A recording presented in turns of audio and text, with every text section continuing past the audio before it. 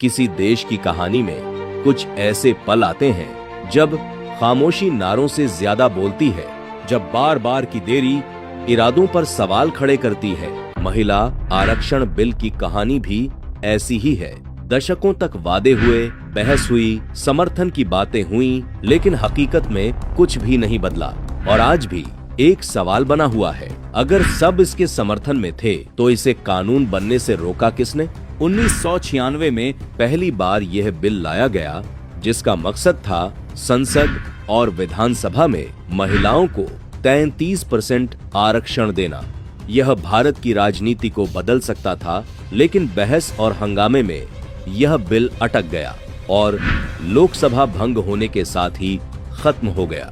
जब अटल बिहारी वाजपेयी जी की सरकार आई तो इस बिल को बार बार आगे बढ़ाने की कोशिश हुई। 1998, 1999 और 2003 में, लेकिन हर बार बहस की जगह हंगामा हुआ और बिल आगे नहीं बढ़ पाया।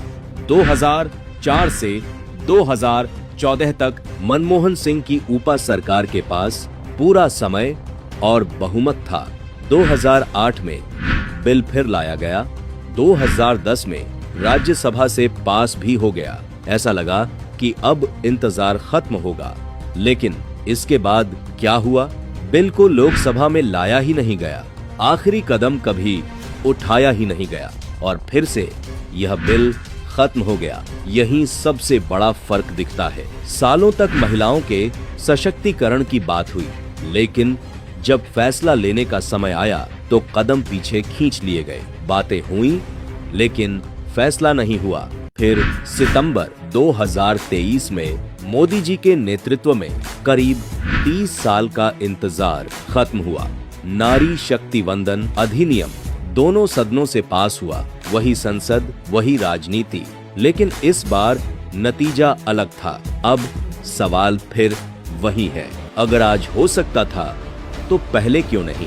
अगर सहमति बन सकती थी तो सालों तक क्यों नहीं बनी? महिलाओं को उनका हक इतने सालों तक क्यों नहीं मिला? इन सवालों के जवाब उन फैसलों में छिपे हैं जहां राजनीति महिलाओं के अधिकारों से ऊपर रखी गई।